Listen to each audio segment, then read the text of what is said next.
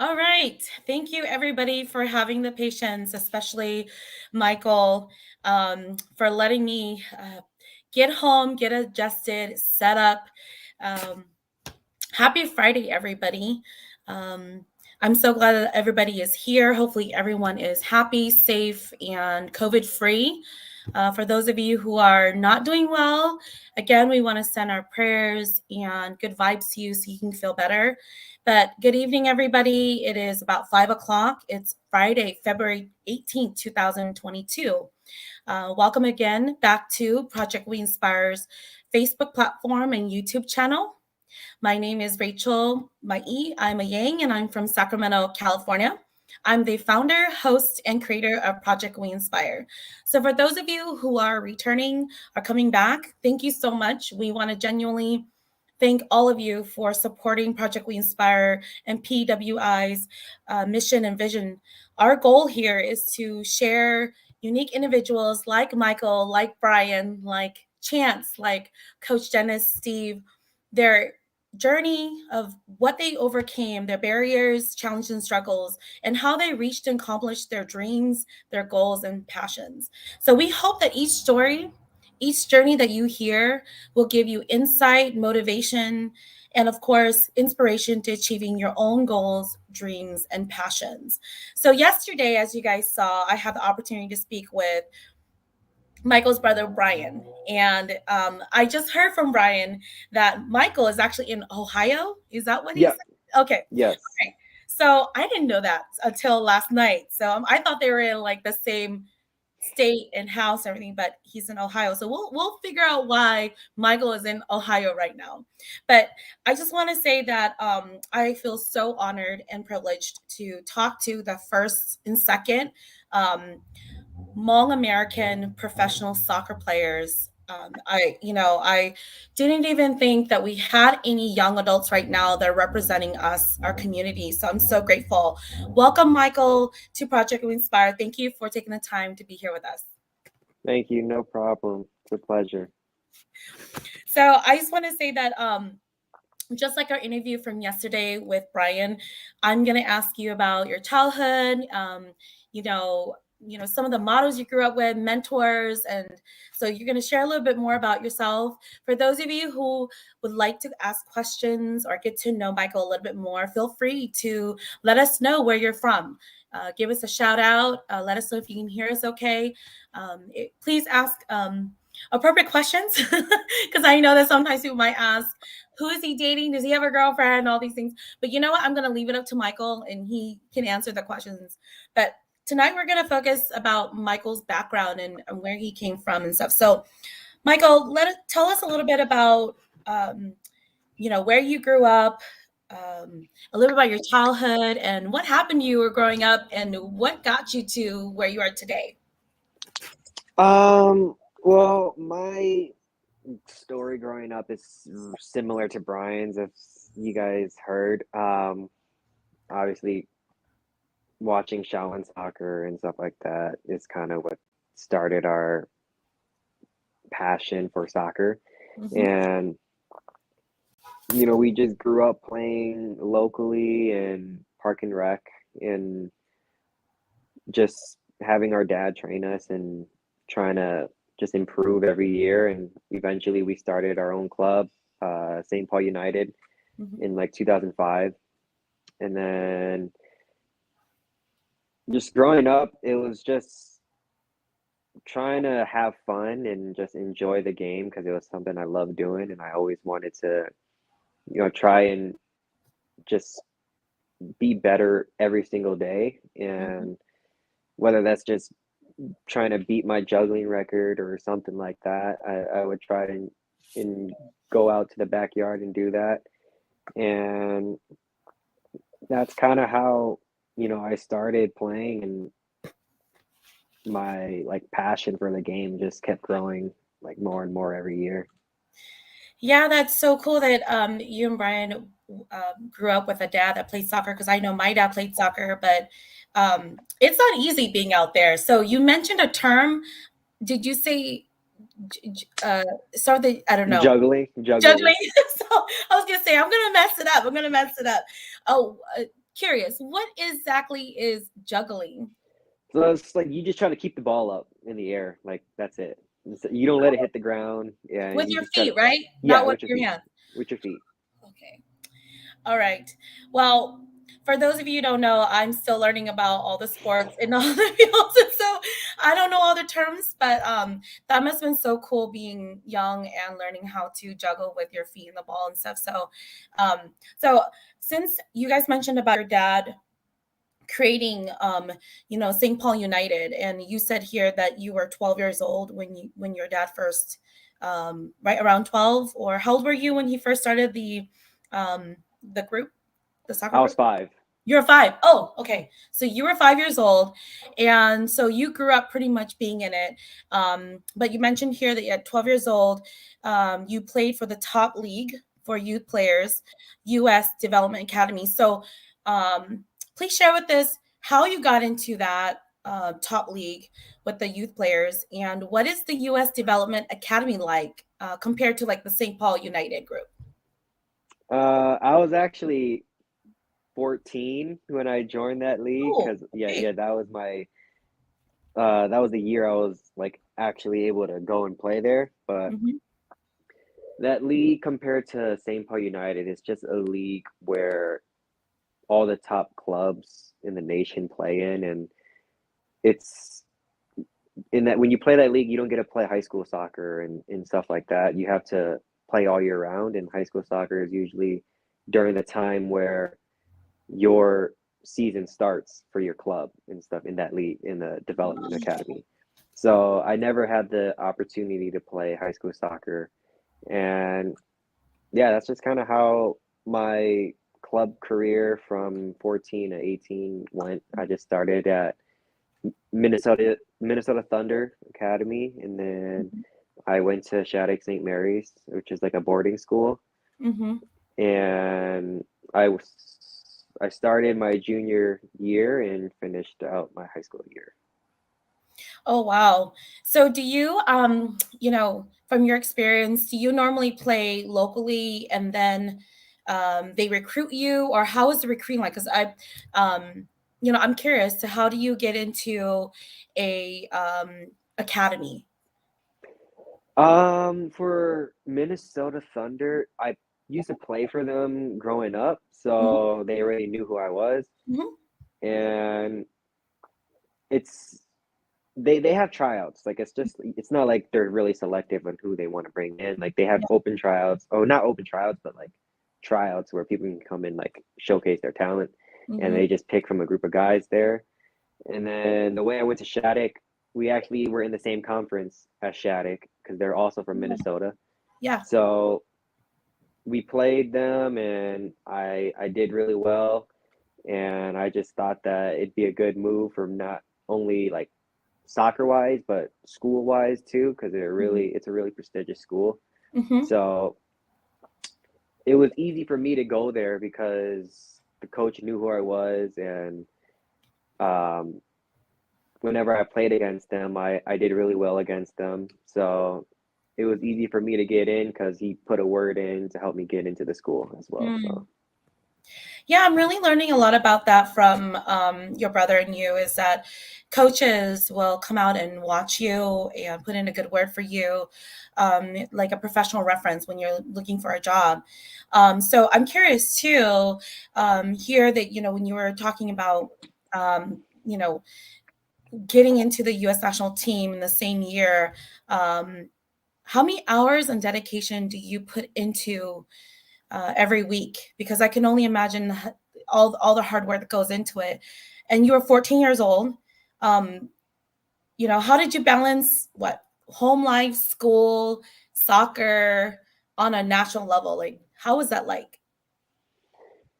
um, it was I wouldn't really say stressful because when I was at that time, it was just all soccer, at Yeah. that time. I would just go home. I would try to finish my homework at school in class so I didn't have to do anything at home. Hmm. So that way I can just get home and, you know, just go train and then come back and rest. So I didn't have to Hmm. like come back after train. I would always like stress myself out when I had homework. So like Yeah. after training session, I would always say, "Dang, I have to go do this assignment and stuff." So that's why I would try to get everything done in class. That way I could just relax and rest when I get home. Hmm. But it's nothing like now, because now it's more, it's more like stressful on my mind. Hmm. So like the amount of sessions that I'm doing a day, I would wake up and get a lift in and go train, and then maybe go bike and stretch at night and stuff Hmm. back in the gym. So like I think that's just more taxing on my body. Hmm. But when I was younger, especially at 14, I was eating whatever I wanted to, and it didn't really affect me at the time. So, just I was just living life as a kid, and just, doing what I love and just enjoying the process. Yeah, I've noticed that, and your brother talked a little bit about body development. So I can only imagine when you were 14, you can pretty much, like you said, I remember eating whatever I wanted, I was you I know? was eating hot Cheetos before training. I was drinking a Coke before training. Like that's how bad my diet was back then. Yeah. So, Yeah, I remember too when I used to have dance practice, I would eat pizza, drink soda, maybe eat some taco, hmm whatever. And you don't really feel tired or like that sugar high or anything. It was just like normal. But now I realize being older, you can't really eat that way anymore. yeah, But I was also curious, a little off script here. You talked about how the U.S. Development Academy is a prestigious school. Shattuck St. Mary's. Shattuck, I'm Yeah. sorry. Can you tell us a little bit about what what kind of school it is and how is it prestigious compared to the other schools in was it St. Paul or was it It was in Faribault, Faribault? Minnesota. Okay, because like I said, I'm gonna admit I don't really know all my facts and everything, so you guys are gonna have to teach and Okay. help me. So So it's a private boarding school, and it's kind of like, I don't know, maybe someone watching knows mhm, IMG Academy, which is like a sports school basically. So at Shattuck, the different sports are soccer, golf, skating, mhm, hockey. Um, I think those are the main sports there, and you're kind of like in college basically. mhm, So there are a lot of people from all over the world that attend Shattuck, mhm, and there's this thing called Center of Excellence, and each sport has like their own Center of Excellence, which is like for short, COE. So it'd be mhm. like the soccer COE, the golf COE, and stuff like that. And they all would just Oh, focus on their career and what they want to be, and also going to school on the side. So like for me, I was going to school with all my teammates because we mhm. all lived together, and we all had the same class together and stuff like that. So it was basically like college getting you ready for college. And there are also, what's unique about Shattuck is that you don't have to play a sport to be in there. Some people were just going there to like be an engineer or something, and like Mhm. COE, the Center of Excellence, that's not just for sports, that's for like biology, or like chemistry, like Mhm. biology COE and stuff like that. So Mhm. it's really like all over the place at Shattuck, but it's really cool. Yeah, no, that's so neat because I was going through your bio and I was like, oh, I didn't even really ask for details about Shattuck and hmm what is it about, and that helps me understand, and probably the audience, to know that there is a uh, boarding school that focuses on, like you said, Center of Excellence COE. That's very, I think that's very interesting because I grew up with the conservatory, and the conservatory is specifically for classical training. And so I think when you don't really like know the field, you're not really sure, hmm but that's really cool. And how many years did you go to the boarding school? I was there for 2 years. 2 years. And you said there that let's see, tell us a little bit about where you went from Shattuck, because I know Uh, that your career okay. started about So when I was at Shattuck my junior year, I committed to play Division 1 at University of Pacific in Uh-huh. California, Stockton, California. Mm-hmm. And then like 2 weeks over there, I think it was like the start of preseason, I decided to leave and go to Portugal. Like after media, we have like our photo shoots, and after that, my dad just calls me out of nowhere saying, "Do you want to go and try Portugal and stuff like that?" Like, 2 weeks and stuff. They like you, you stay. If not, then you just come back and go back to school and stuff like that. And I was like, it doesn't hurt to try Yeah. and see what I can do over there. And there's more exposure to just like scouts and agents over there because soccer in Europe is big. Mm-hmm. So I was like, that'd be a good opportunity to try and get myself out there. So I jumped on it, and then I stayed over there for like a year and a half, and it was tough over there though. Like Mm-hmm. I had a really hard time over there, and because of the language barrier and the culture and the food, like I miss Hmong food and stuff. Yeah. So yeah, I didn't really get that over there. So I would come home for like 2 weeks, but Mm-hmm. those 2 weeks would fly by like not, it'd be quick. And, Yeah. you know, out of nowhere, I'd have to go back writing and I'd be crying. Like, there are a lot of nights over there I cried to myself Oh, because, I just couldn't do it anymore yeah. because Yeah. I missed just everything back home, and things weren't going my way in Mm-hmm. Portugal. Like, I wasn't seeing myself go down the right path if I stayed there. So I was Mm-hmm. like, there are a lot of days and nights where I would call my dad, and my siblings would talk to me, and my mom. I would try to call Mm-hmm. my parents every single night, Yeah. and just the time zone too. Like I'm 6 hours ahead over there, so like I would still be up around 2 a.m. because I know that everyone back home is still up. So that's why, I would just it was tough for me over there, and I would just say to myself, like, man, I don't know if I should keep doing this anymore. Like, is this something that I want to do? Is it something that's Mm-hmm. worth doing? And then, Mm-hmm. like, I was like, do I just want to stop here and just go to college, get a regular job, and just live life and not try to pursue soccer anymore? But with the Mm-hmm. help of my family and stuff like that, they helped push me to keep going. That's wonderful because sometimes you do end up in your career, whichever career that you choose.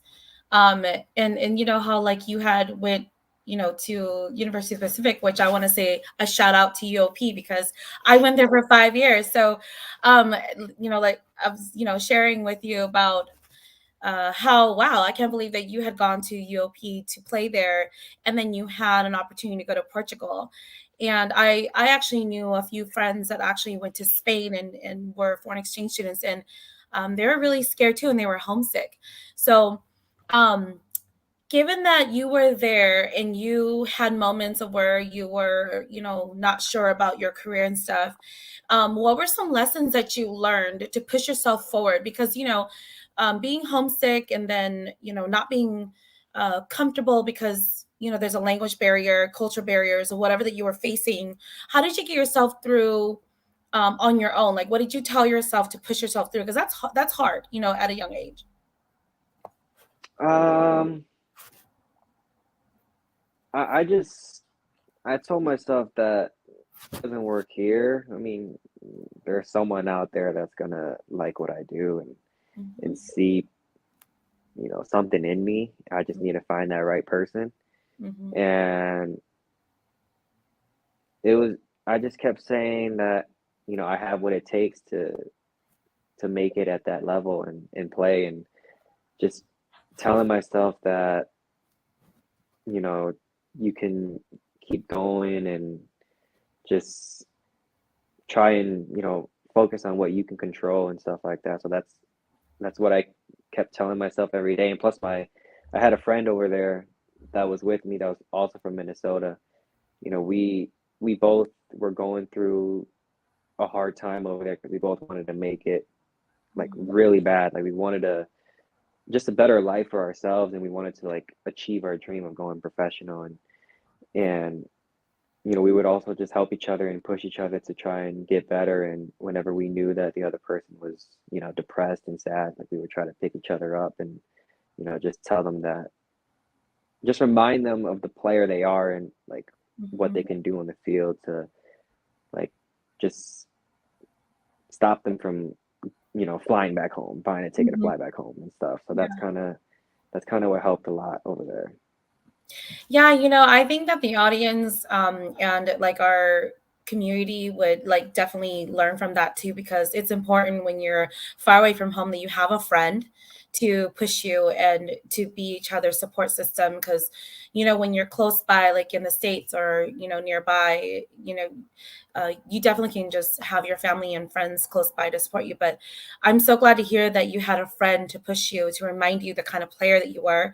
And then also you reminded him, right? And so I think that's really important for those that perhaps may have a shift in their career where they go out of the country and then they're like, what am I supposed to do? It's really good to lean on a friend. I also liked what you said about how you said if you know that you can find somebody to find something what special about you, or you as the player that you are.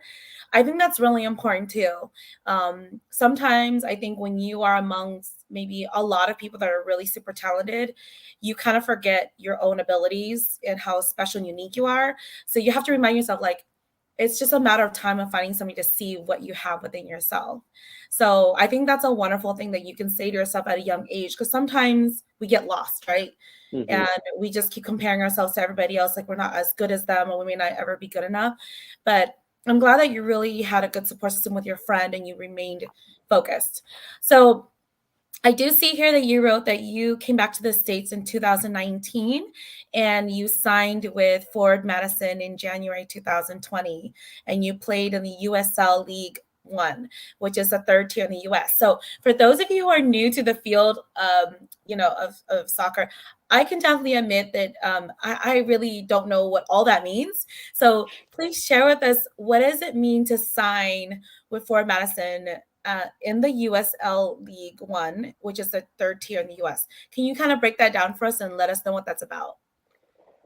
So Ford Madison, they started in 2019 in USL One, which is the third tier of American soccer. Mhm. Um, that's just the league they play in. It goes MLS, USL Championship, then USL One. Uh-huh. And um, how I got there, Brian was actually a big help, and that was when I just came back from Portugal, and I really had nothing going on for me, and I didn't know what Mm, I was gonna do. I was I was talking with UCLA about playing there because I knew the coach. So we had a I was gonna attend there the next spring. mhm. So um, my mind was set on going there, but also the reason why I came back was because I felt like nothing was working at Portugal. I didn't want my life to just I didn't want to waste my time there. So I Yeah. came back. Yeah, I came back and I had the opportunity to trial with a USL Championship, which is in the second division, a team there, Mhm. and I thought I did really well at the trial. And I was waiting for a call back because they said if we're interested in you, we'll call you back, or like you're getting an email from Yeah. us. And then I was waiting a couple of days after, nothing. A week, nothing. 2 weeks, nothing. Then I just gave up on that, Mhm. and I was I was like not sad, but like just disappointed because, I came back, I left everything in Portugal to come back for that one trial Mhm. because, I thought that that would be the one. Mhm. And I, it wasn't like something that was new to me because I faced a lot of rejection throughout my whole career. Mhm. So just being rejected, one after the other, it made me stronger mentally and Mhm. just made me want it even more. Yeah. So yeah, so I had nothing going on. I was working at Target, Yeah. with my sister, Uh-huh. and I only worked there for like 2 weeks, or Yeah. probably not even 2 weeks, and I just knew that it wasn't for me. Like this lifestyle of just Mhm. not playing soccer just wasn't for me. I was like my feet were hurting. Mhm.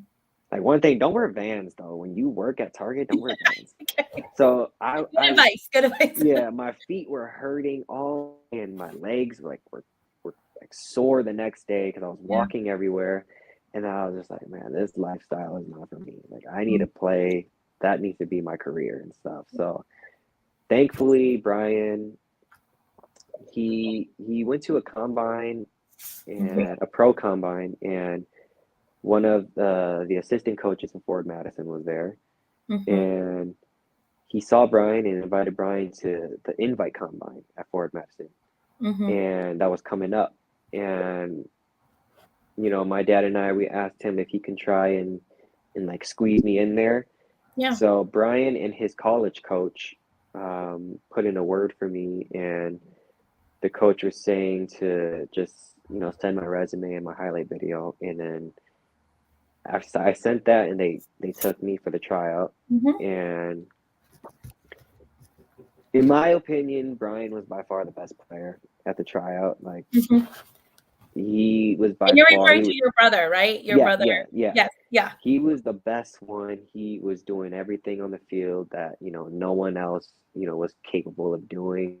And he just stood out. He stood out, not just in my eyes, but like all the other players.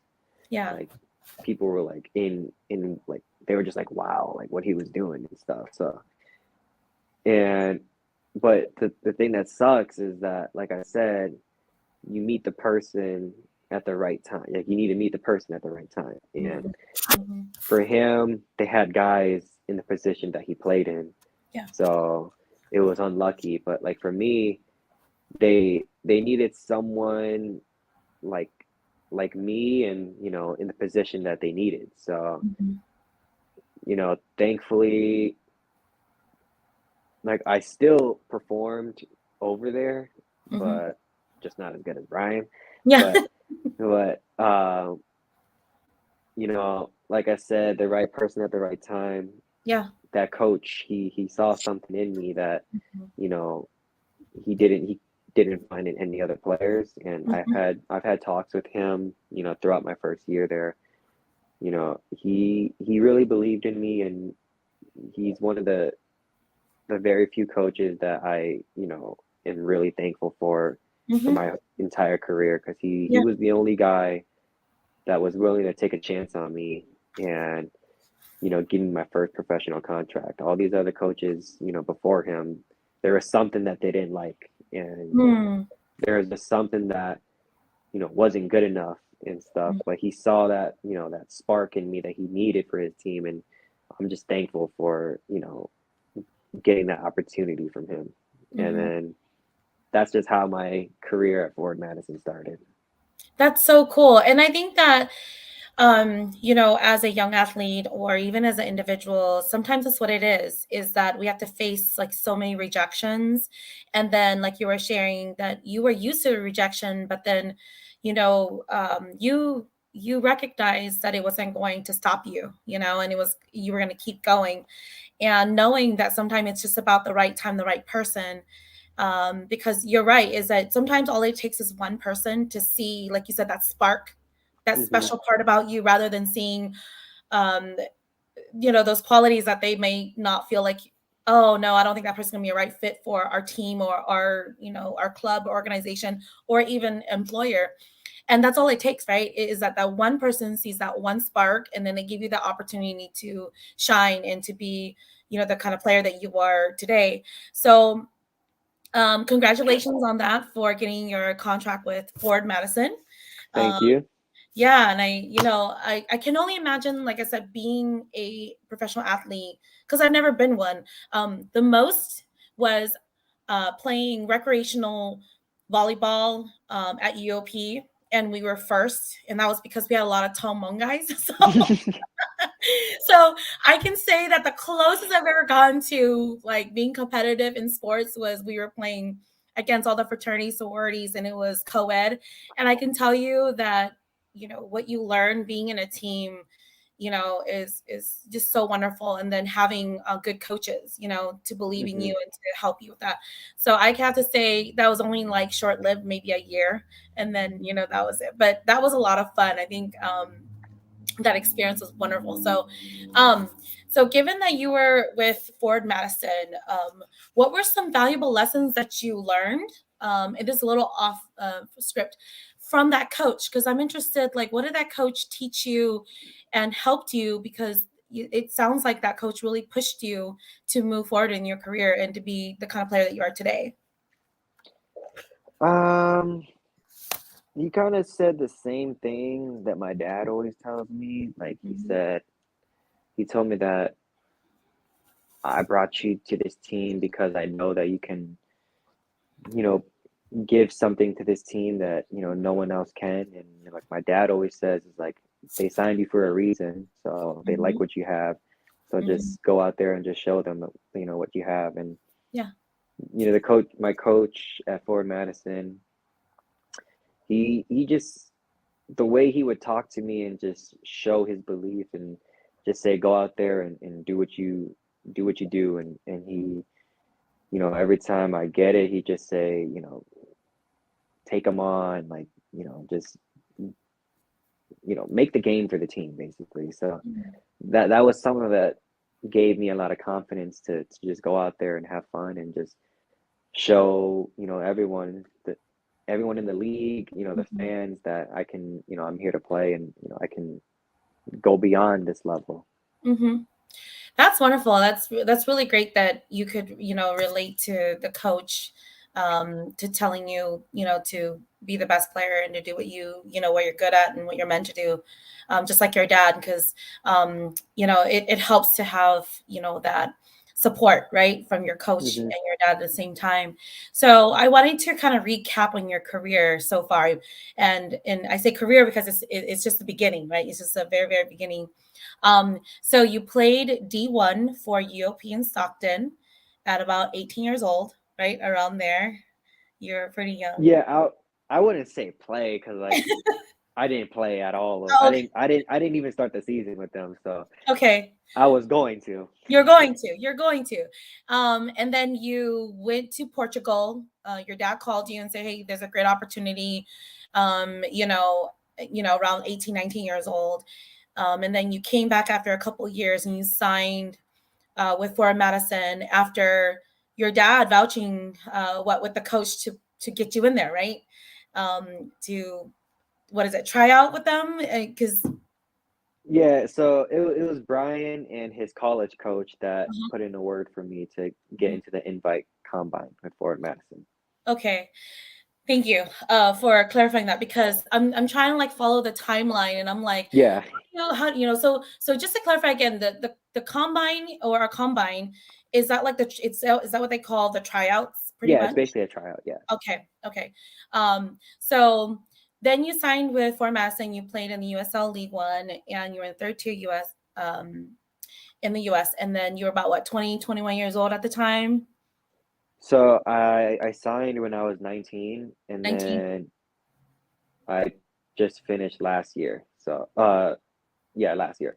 Okay, yeah, because I was like writing questions here, like, okay, how old is he? Question mark, question mark. Because I'm like so, because like I'm like looking here, like it seems like he's not even like um not even 21 yet.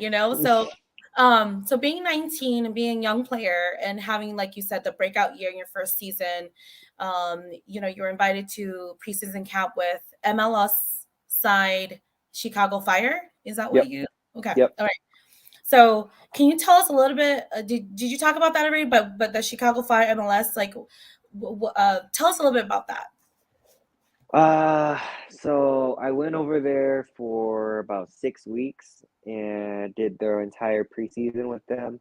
Yeah, And so that's like at the highest level in yeah, American soccer. So I was there, and I thought in my eyes that I fit right in. And yeah.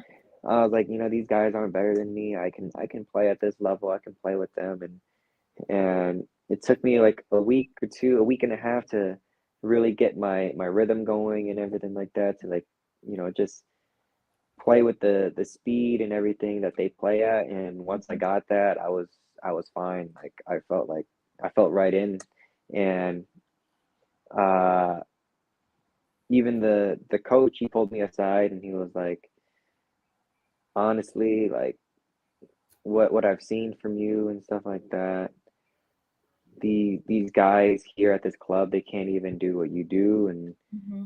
And I was just shocked because I was like, whoa, like he's telling me this. Like Yeah. he was like, even, the DPs, which is designated player, it's like in MLS, a DP is the guy that earns the most money.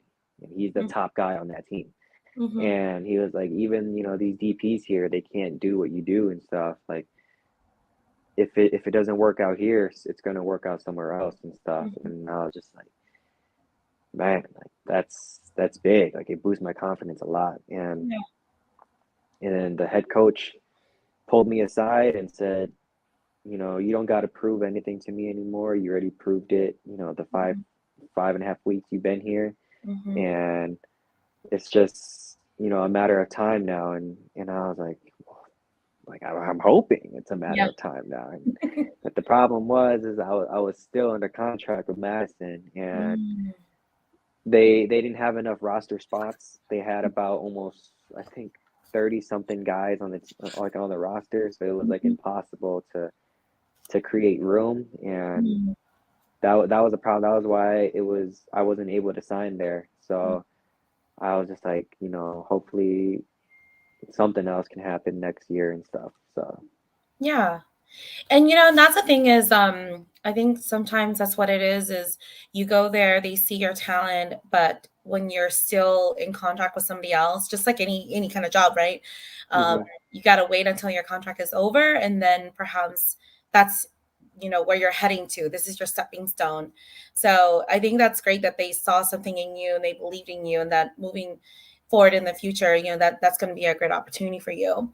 Um, so before we end our interview, I'm curious to know what are some valuable lessons and things that you've learned so far, given that you've, played for, different organizations and you've, like you said, you went all the way to the preseason camp with the highest level, right, of soccer, and then you went to Portugal. What are some valuable lessons that you've learned so far that you would encourage other players and other individuals that may say, hey, I want to be a professional soccer player one day.